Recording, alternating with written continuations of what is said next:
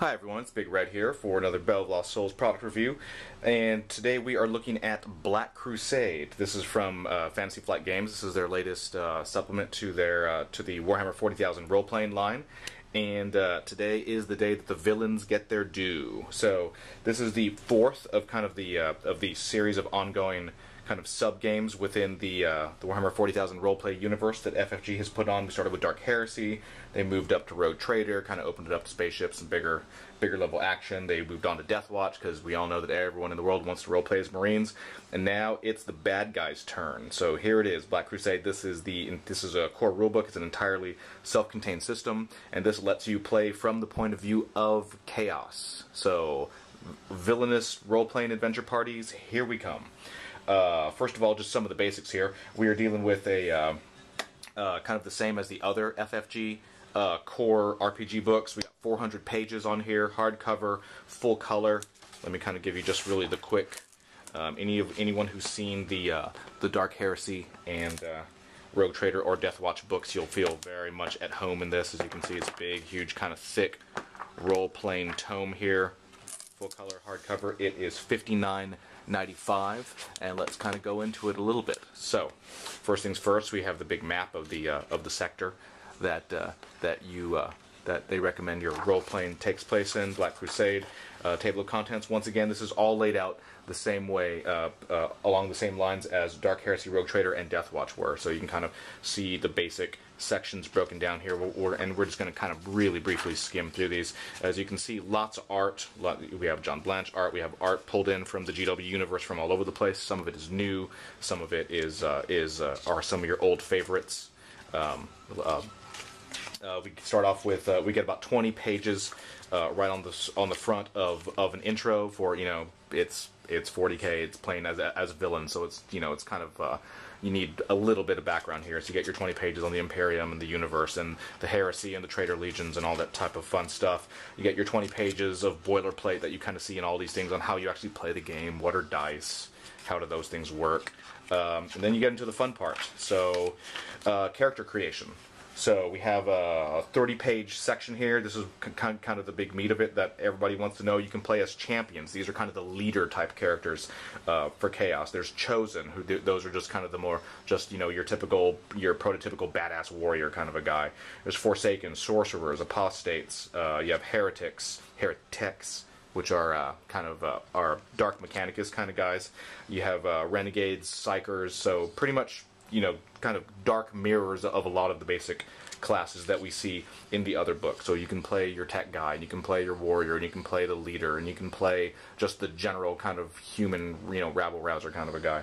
You can play, you know, the evil wizard, and you can play the evil priest, who's the apostate there, and, you know, it kind of goes into all those types of things. You can see, you know, fantastic art going over the various classes. Once you're done with that, you get into the big, huge section here.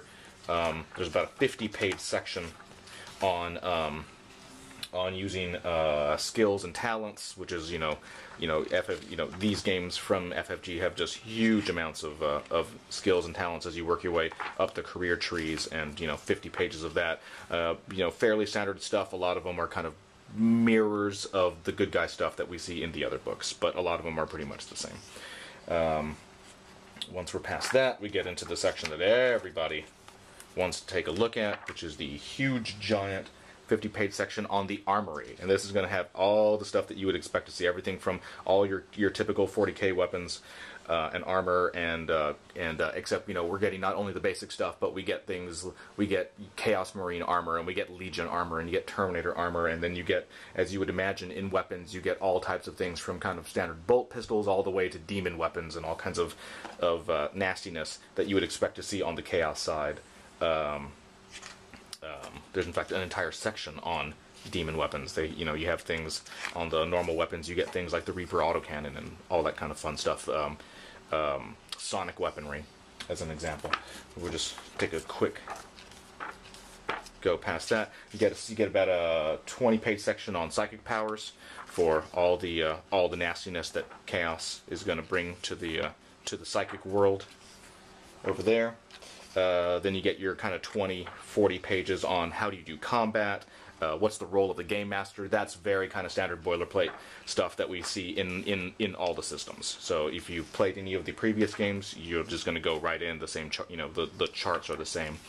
None of that stuff changes.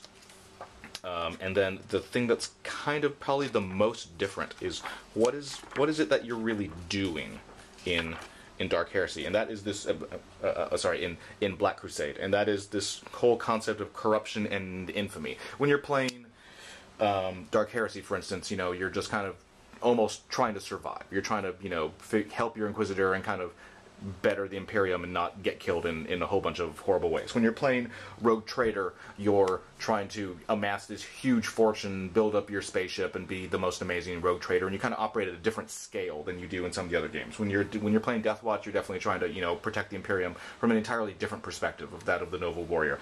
When you're playing Black Crusade, it is all about corruption and infamy. And for any of you guys who are old veterans, this entire section and concept goes all the way back to what we saw in the original Realms of Chaos books from the early 90s. So this is this whole concept of, you know, you're playing to become, you know, you are playing with the ultimate goal of starting your own Black Crusade. So everything you do in this game is going to gain you corruption points, or it's going to gain you infamy points. And as you become corrupt, you're going to get mutations and gifts of the gods and things like that. And as you become infamous, you get more of the you know, you get more prestige, and you're going to gain followers, and you're going to gain all these things. And it's just this big kind of ongoing race of, can you make it to the desired level of infamy before you become so corrupt that you are consigned to spawndom. So it's the classic, it's kind of the classic, you know, chaos path of, you're going to do everything you can, and you're just trying to become a demon prince and get retired and move on to NPC status before you become chaos spawn and get removed and become the bad end of the NPC status type of a thing.